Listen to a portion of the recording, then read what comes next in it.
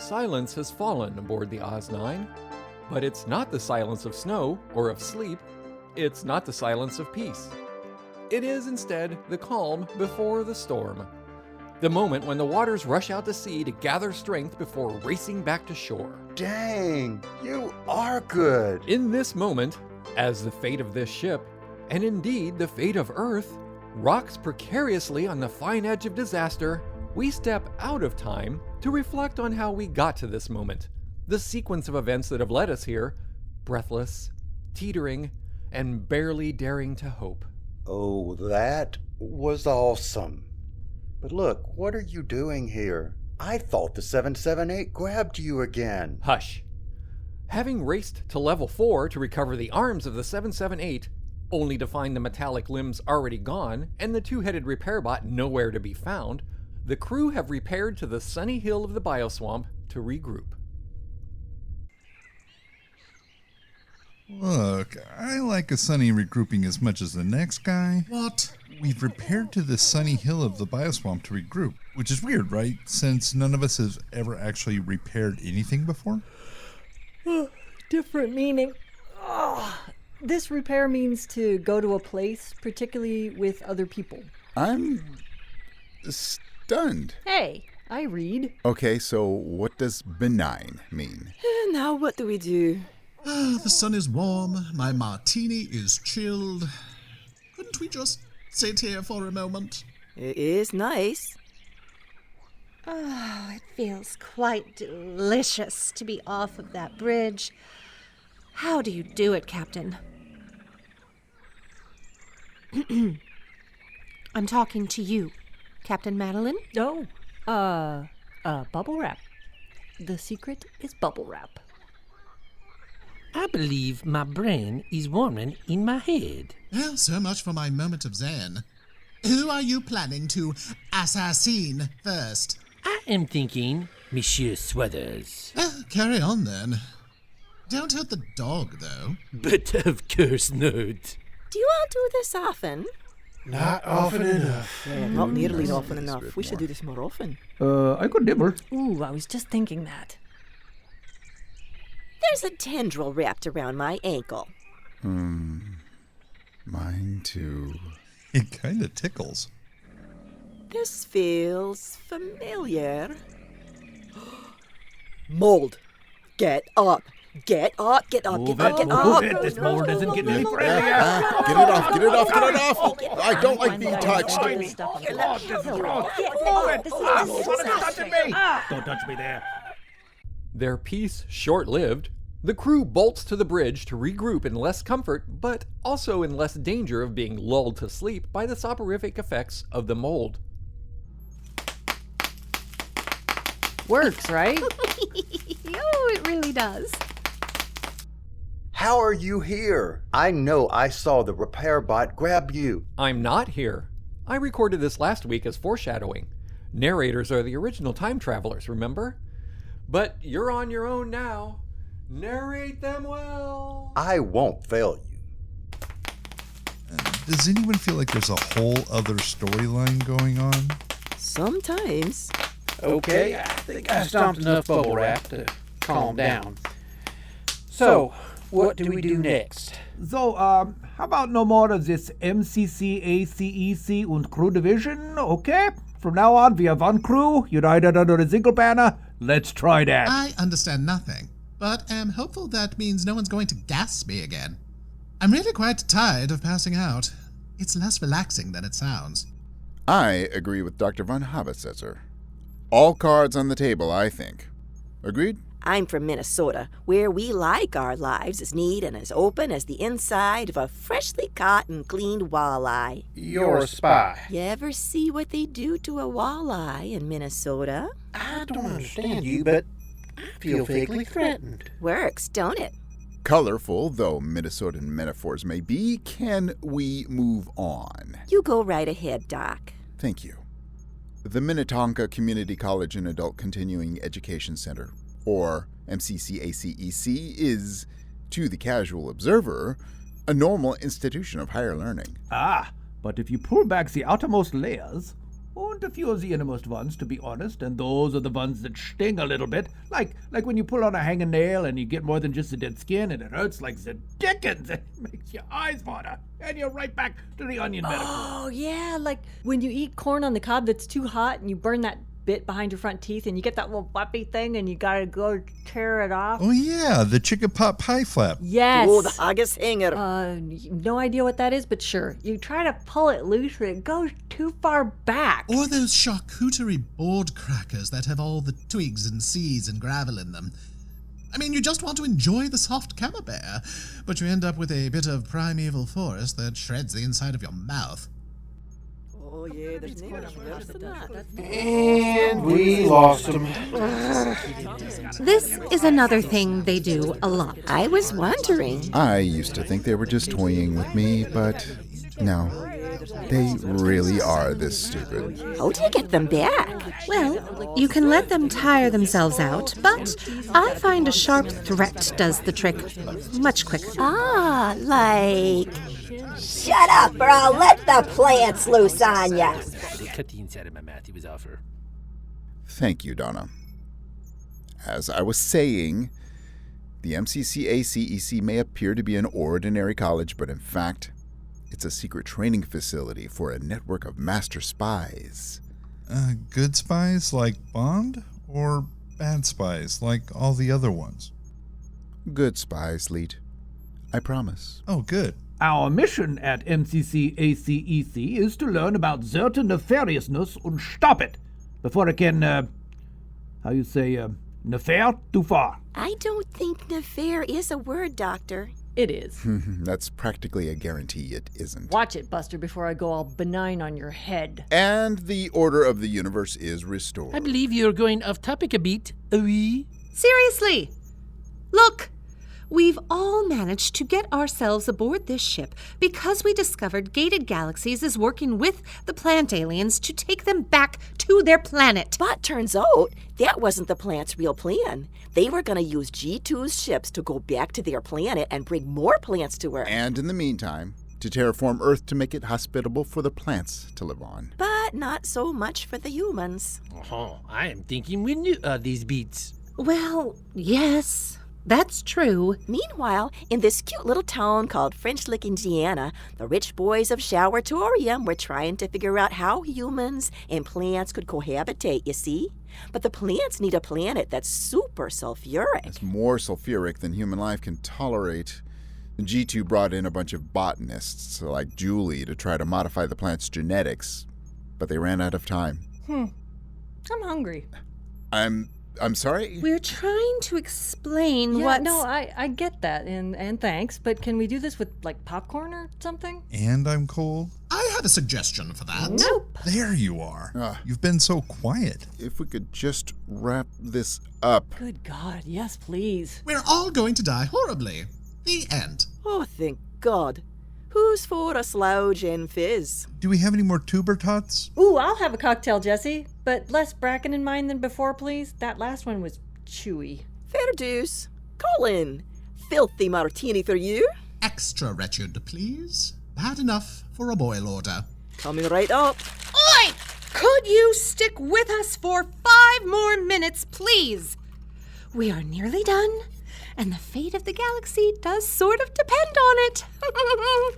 Fine, but could you pick up the pace, please? I mean, come on. What do you want us to do about all of this? One thing you may not realize is that this ship is the source of some contention. Is it? Yes, that's part of the reason I wanted to come here. Initially, the Oz-9 was the only ship that was intended to survive. I told you that was why my ship exploded and yours didn't. Shut up a lot. Captains! Hush! The pods are mostly MREs and Go-Gurts for the plants, but there's also a whole bunch of folks who really are escaping Earth to find another planet to live on. Pod Bay 3? Pod Bay 3. Does it matter? Does the "we're all going to die horribly" bit change with this new information? Or can I have my martini now? Oh, Colin, you of all the people on the ship must listen. Why? Because, my see-through friend, you ate my olive. Oh, God. G2 learned of the plant's real plan, and they agreed to give up Earth in exchange for their own lives. Most of G2's investors on board are on this ship. But Southers, that guy, he did the double crossing. He planned to blow up the Oz-9 so he could take back control of the company and destroy the plants and incidentally get rid of his wife. Oh, but he discovered his puppy dog was aboard the ship. Correct. Which you were so kindly going to help me find and rescue. Why did you want the dog? Bargaining chip. Also, the idea of blowing up a dog. And Southers wanted to get rid of a few other troubling loose ends, like Dr. von Habersetzer and his olive. And the arms of the 778. If you destroy one of the 4 sacred tokens, you destroy the ultimate power of the 4. Let's backtrack to the olive for just a moment. Why is Southers so keen to blow up an appetizer? That olive made you invisible, it gave you laser eyes, the ability to fly, super senses, a host of other powers you haven't even discovered yet. You couldn't risk having it loose in the galaxy and make some random do-gooder into a superhero. Guess he looked out that Colin ate it. Hey! Come on, Colin. The most heroic thing you've done with your laser eyes is caramelizing the tops of Leet's sedge brulee. They were delicious, though. They were cauterized. Look! Southers is still trying to take down this ship. Well, we should let him, right? What? Most of the bad guys are on board. The baddies from G2, the plants that want to destroy Earth. Oh, man. He's right, isn't he? Hang on. I'm thinking. Well, hell. Leet's right. Taking out the Oz-9 would eliminate most of the problems. It'd leave Earth in Southers' hands. Yeah, Mrs. Sheffield could keep him in check. And Joe's there to keep an eye on the showeratorium, fellas. Oh, does that mean I can fire up the blender? Cosmo for me, please. Ooh, and then a nap. Ooh, Cosmo. I was thinking margarita, but I could destroy a Cosmo. There's something we're overlooking. It cannot be this simple. Well, it'll kill all of us, just in case anyone was worried we might survive this little trick. What are all the 4 sacred tokens? And what happens if they're all brought together? Donna? Right. I did find out from research that the tokens are the key to Hades, which I have, the icon on Mrs. Sheffield's cane, a jewel encased in one of the 778's arms, and something called the Narrator's microphone. Oh, crap. I'm not sure if they have that yet. Oh, they do. But best guess is they have 3 of the 4. Southers probably won't blow us up until he has the 4 sacred objects, and the one that brings them all together. Which is... Me. Ah, you remember. I figured it out. How can you be one of the sacred objects? You only recently became an object. The binding agent isn't a thing, so to speak. It's a principle. Knowledge. Bring all of these together, say some words, do a little hocus pocus, and turn yourself around, and boom. Boom. Exactly. So what actually happens if you bring all the stuff together? Well, that's the question, isn't it? Mrs. Sheffield? Hello, my girl. How lovely to see you. Not occupying space on the couch in my office. The plug by the couch is the only one that's grounded. Did you want me to burn the building down? When I have piles of essays to grade, yes. Oh, hello, all. Lovely to meet you. Yes. Frise. Oh, hello. Clara? Excuse me? How did you get aboard my ship? Yes, I see your problem, Albie, dear. Do words ever get lodged in there, or do they merely float through without landing? Like paper airplanes. Oi! Standing right here. Okay, well, you see, I carry one of the sacred objects that allows me to travel in time and space. Within limitations, anyway. Hello, Donna, dear. Having fun? Are you? It's a living. Is it there? Oh, hello. You must be Colin. I'm standing over here. Well, who am I talking to, then? A filing cabinet. I thought Colin was invisible, is he? I am invisible. I'm also over here. I guess I see. Sorry. There's all this space travel. It makes me a bit daft for a moment or two. So. If you say so. Your cane did not bring you here, or it would still be smoking. What are you doing here? Yes, you're right. Albie is still as sharp as a... Sharp here. Well, the 778, it landed on Earth, didn't it? So there had to be a switcheroo, didn't there? Yeah. Yeah, I expect I got swept up in the switch. There's a 1-to-1 exchange, and the 778 is like a person and a half, so who came with you? Ah, yes, well, perhaps that explains the mess in Pod Bay 3. Yes, I suspect I'm worth a bit more than a normal human, actually. Just not quite two normal humans. Ew. Yes, fortunately, I had my cane in my hand, so I'm quite comfortable to get myself home again. Surely you don't plan to just leave us all on the Oz 9? Are you not happy here? I'm over here. I was asking the filing cabinet, but do go on and answer if you must. We decided to blow the ship up because there's so many baddies on it. Ah, Leet. Yes, that does seem quite sensible. Yes, so I'll just be off then. Hang on. We're not interested in being blown up like pawns in some intergalactical game. It's a 1-for-1, Colin. You wouldn't want to force someone else to be blown up, would you? Of course I would. Oh, me too. Yeah, I got to admit. We are getting a bit ahead of ourselves here. If we could take a step backwards and determine what happens with the foreign savant. For goodness sake, look, no one really knows what happens. I mean, the four sides of the rhomboid of power are held in stasis by the equivalent powers they hold. The four sides. Of the rhomboid, yes.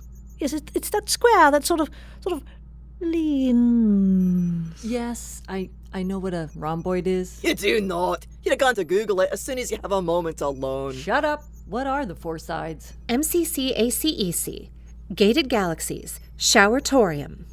And I'm not sure about the fourth one. Oh my God. I think it's the Ron Howard School of Expository Sciences. It's got to be something super cool, right? Like another spy school, only with a better name. Well, I am booed. No. I'm astonished you lasted this long. I'm actually a tiny bit bored myself, and I understand the conversation. You see, we have so very much in common. okay, let me think. I've got to get the narrator back, but I've got to do the end credits. Damn it! My head's full. Yeah, I gotta say I'm pretty much all Cosmo anticipation up in here. My martini is warm. Hang on, so what? You're all just going to wander off then, are you? I mean, we have a great deal of planning to do. Yes, let's make a to-do list, shall we? Oh, good idea. Number 1, die. Oh, you forgot the screaming. Ah, yes. What would I do without you? Number 1, scream. Number 2, die. Should we add floating? I expect we'll be doing a lot of floating. Number 3, float endlessly in the black void of space. Anything else? I could really go for a sedge brulee. Any chance you might fire up the caramelizers there, Colin? Ooh, I saved some of the birthday candles I made from the waxy buildup on Albert's scales. We could have a party. Wait. The birthday candles on my cake were made from alligator scale wax. Well, yeah, How endlessly disgusting. but they were cool, right? They were cool. I wondered why they smelled so fishy. You know, he blew the candles right at me, and I got this whiff of, like, herring mixed with... Some things are dark with a hint of, like, sunfish. In this particular case, it was really gross. It just smelled very medieval. Good Lord. Albie, are they the most ridiculous people I've ever met? Or the most heroic. I know. I still haven't decided yet either. I know what I think. You've been listening to Eric Perry as Dr. Von Habersetzer, Sarah Golding as Mrs. Sheffield, David S. Deere as Dr. Theo Bromae, June Clark Eubanks as the Albatros, Aaron Clark as Le Bichon Frise, Richard Cowen as Leet, Kevin Hall as Greg, Tim Sherburn as Colin, Bonnie Brantley as Jessie and Donna, Shannon Perry as Madeline and Olivia.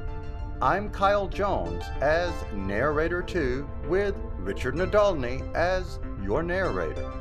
Just a reminder that you can still purchase our merchandise or support us on Patreon by going to our website oz-9.com and following the links. That's it for us, Space Monkeys, and we'll see you next time.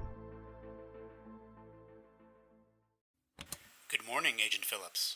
In a time when things are at their bleakest, a terrorist could shut down airport control towers or nuclear power plants. When villains threaten every corner of the globe. Some of the most dangerous people in the world. Only one man has the skills, the wit, and the talent to save us all. The greatest man who ever lived. Secret Agent Chet Phillips. Chet Phillips? Where is Chet Phillips? You know what? Nope. I don't even want to hear the rest. For the first time in agency history, Agent Phillips has declined a mission. Yes! Mission rejected. The adventures of the world's most secret agents. The backups. Skip Granger, master of the code word. Why don't blind people go skydiving? Because it frightens the dog. Mackenzie McGrath, computer genius and identity thief. I'd also like to just point out that my part in your plan seems to be to use $5 million worth of state-of-the-art equipment to change a postage stamp. Bowden Moncrief, actor and master impersonator. You know, I heard from my agent that they're interested in me for the 12th Angry Man at the Don Rickles Dinner Arena. Gloria, former White House intern. Do you see the tiny dots on the coffee cups? It's a ternary code I invented. This one's Earl Grey with half and half. When the hero doesn't want to help, they're the world's only hope. Any questions? Yes. Are these assignments gonna just keep getting more and more terrible? Mission Rejected is a monthly full-cast comedy adventure. Subscribe on Apple Podcasts, Spotify, or wherever you get your podcasts. This is a Ninth World Journal. A careless experiment with a teleportation device has left me stranded in random places throughout the Ninth World. While trying to survive in these strange lands, I must find a way to reverse my condition. A Ninth World Journal is a science fantasy audio drama podcast. Subscribe to listen or visit ninthworldjournal.com.